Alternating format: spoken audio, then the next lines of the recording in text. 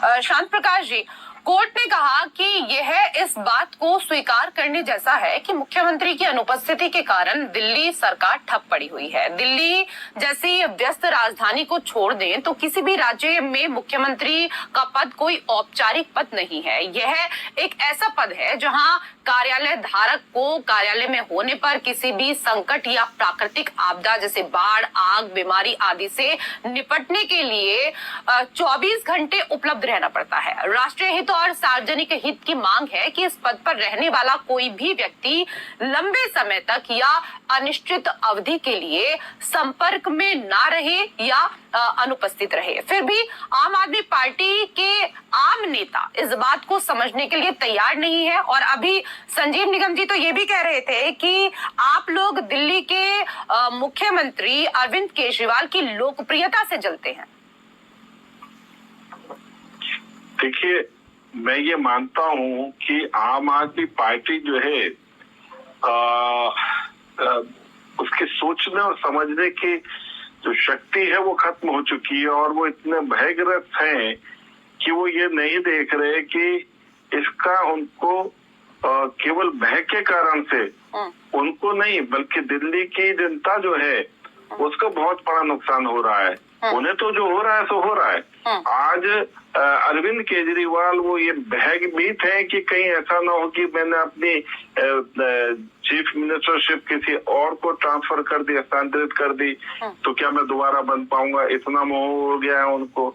और ठीक उसी तरीके से उनके जो साथी जो मंत्री हैं वो इस चीज के ऊपर एक आवरण पैदा करने की कोशिश कर रहे हैं, उसको एक तरीके से जनता को गुमराह करने के लिए इस्तेमाल कर रहे हैं। कितना मतलब आप कोर्ट ने भी जब ये बात कह दी कि आपकी प्रेजेंस जो है बीइंग चीफ मिनिस्टर बहुत जरूरी है और यदि चलो भाजपा कहती या कोई भाजपा का कोई वरिष्ठ नेता कहता तो आप उसको हर सूरत में एक मुद्दा बनाते, मगर यह तो माननीय कोर्ट ने कहा। मगर माननीय कोर्ट की बात को भी आप इस प्रकार की टिप्पणी करके कि भयभीत है, लोकप्रियता से भयभीत है।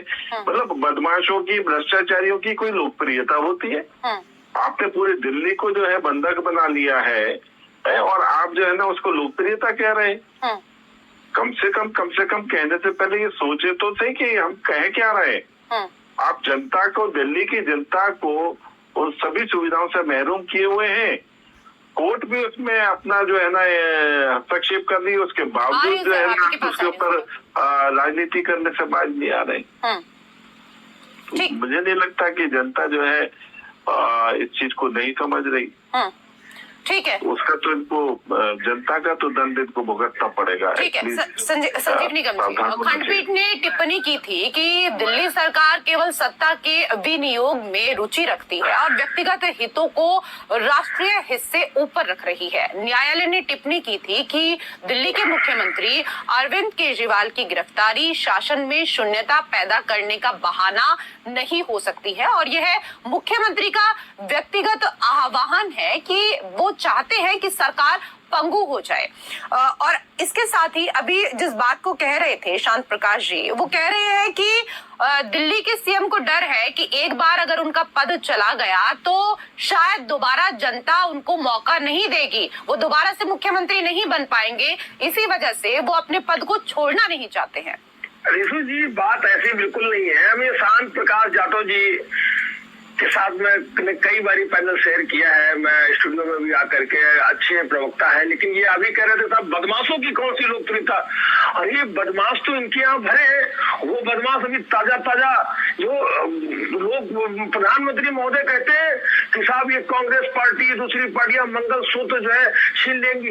ये जो कर्नाटक में हसन सीट से जिसका अभी जो चुनाव जीता है वो भाग गया, जर्मनी भाग गया, वो सांसद, वो 3000 महिलाओं के साथ काम किया है। जिस मुद्दे पर, जिस विषय पर डिबेट हो रही है, बदमाश तो इनके यहाँ जिस विषय पर ऑलरेडी हम डिबेट कर चुके हैं, उस पर हम ऑलरेडी डिबेट कर चुके हैं सर। आपकी तरफ से भी कई प्रवक्ता बैठे हैं, मास उस इनके पर आने हम कर बैठे चुके हैं, लेकिन जो आज का विषय चल रहा है सर, जरा उस पर चर्चा कर रही है कम से कम। नहीं, देखिए ऐसा है, कोर्ट की हर टिप्पणी का हम सम्मान करेंगे और जो बेहतर हो सकता है हम उसमें करते रहेंगे। आप ये बताइए, ये कोर्ट का कितना सम्मान करते हैं? सुप्रीम कोर्ट ने अभी कुछ दिनों पहले 8 साल की कानूनी लंबी लड़ाई के बाद हमारे पक्ष में, दिल्ली सरकार के पक्ष में एक निर्णय दिया कि दिल्ली सरकार अपने विवेक से जहां जिस अधिकारी को चाहेगी ट्रांसफर करेगी। इन्होंने नहीं माना कोर्ट का। आप हमको ज्ञान दे रहे हैं कि कभी कोर्ट का नहीं मानते, आपने सुप्रीम कोर्ट का नहीं माना, रातों रात आपने अध्यादेश ले आए और बाद में संसद में लेके कानून बदल दिया। तो ये जो कानून बदलने की आप लोग आप शक्ति चाहिए ना, इसीलिए हम लोग कह रहे हैं संविधान, आपको जो चीज पसंद ना है कानून से, आप उसको बदल दोगे संविधान से। इसलिए आपको 400 चाहिए सांसद वहां पर पार्लियामेंट के अंदर, कि आप हर चीज को कानून से बदल दोगे, अच्छी चीज हो तो, खराब चीज हो तो। ये जो इनकी कार्य करने की शैली है, आप बताइए, प्रधानमंत्री महोदय के बगल में वो बैठता है, हसन से जो है उसको पीठ थपथपाते हैं, उसके लिए वोट मांगने जाते हैं और दूसरों को ज्ञान बांटते हैं। वो कहते हैं सब परिवारवादी पार्टियां, ये पार्टियां परिवारवादी है। और साहब वहां से कोई देखो ना, उनके नाम बिहार से वो जो चिराग पासवान लड़ रहे हैं, उनके बहनों ही लड़ रहे हैं, उनके चाचा है, भतीजे, सब पार्टी में। तो ये ज्ञान हमें इनसे नहीं लेना है। भारतीय जनता पार्टी की इस समय शिकस्त होने वाली है और इसी से ये सब फैलाए हुए हैं। हम कोर्ट से जो भी आदेश है उसका बेहतर से बेहतर हम करने का प्रयास करेंगे। और मैंने पहले ही वक्तव्य में बताया, दिल्ली के मुख्यमंत्री स्वयं चिंतित है। कल आसिफ जी को बातचीत तो सबसे पहला प्रश्न उन्होंने कहा, बताइए दिल्ली का कैसा चल रहा है, क्या है, जो कभी बेइज्जती होती है वो पूछते जाते रहते हैं। आप कह रहे हैं कि ये दिल्ली के जो मुख्यमंत्री हैं वो स्वयं चिंतित हैं, लेकिन अगर वो चिंतित होते सर, तो कोर्ट ने तो शहरी विकास मंत्री सौरभ भारद्वाज को भी एक कड़ी फटकार लगाई थी, उनके ऊपर भी टिप्पणी की गई थी और कहा था कि उन्होंने छात्रों की दुर्दशा पर आंखें मूंद ली है और घड़ियाली आंसू बहा रहे हैं। फिर कोर्ट को क्यों बोलना पड़ता अगर सब कुछ अरविंद केजरीवाल ही देख रहे होते? देखो, मैं सवाल ये है कि समस्या पुरानी है, समय लगता है। प्रधानमंत्री यही बात बोल रहे, समस्या पुरानी है तो जी लोग सर आंखों में ले लेंगे। मैं कह रहा हूँ, हमारी पार्टी कह रही है, 15 साल से इन्होंने अगर बेहतर किया होता तो ऐसे थोड़ी होती है। एक साल में आप चारों सब कुछ कर दे। 15 साल से इन्होंने क्या कर किया है, क्या छोड़ा है हमको? कुछ छोड़ा है? अरे भाई, आप ये कोई भी सरकार हो, कोई भी किसी पार्टी की सरकार हो, सरकार बदलेगी तो किसी लोगों को, वहां के नागरिकों को समस्या नहीं होना चाहिए। ये आप छोड़ करके गए हमारे लिए, ये आप छोड़ के गए कि हमने 1 साल में सब बिगाड़ दिया है। हमने थोड़ी 1 साल में, मैडम आप भी इतना आप समझ सकती हैं कि 1 साल में हमने सब बर्बाद कर दिया। हम बना नहीं पाए। समझना होगा ना सर, इस चीज को चिल्लाने से तो कुछ होगा नहीं, धैर्य से चीजों को समझना होगा ना कि बच्चों के मौलिक अधिकारों का उल्लंघन हो रहा है और ऐसे में कोर्ट को टिप्पणी करनी पड़ रही है, कोर्ट तक मामला पहुंच जा रहा है। ये भी तो देखिए ना। ठीक है, वो गया है तमाम को अगर कोर्ट को इतना लगता है तो कल को कोर्ट कह देगी अरविंद केजरीवाल साहब आप इस्तीफा दे दीजिए। कोर्ट के पास तो क्षमता है, पावर है, सब कुछ है। 2 दिन बाद, हफ्ते भर बाद, 10 दिन बाद कह देगी। नहीं तो हमारी बातचीत चल रही है। आज भी सुप्रीम कोर्ट में विचाराधीन है, वहां पर बहस जारी है, कल भी हुई थी। अब इंतजार करिए सुप्रीम कोर्ट से क्या निर्णय आता है। अगर कुछ आता है पक्ष में तो अब कोई बात है। श्याम प्रकाश जी वो कह रहे हैं अगर कोर्ट कहेगा तो अरविंद केजरीवाल इस्तीफा दे देंगे, कोर्ट का सम्मान करते हैं।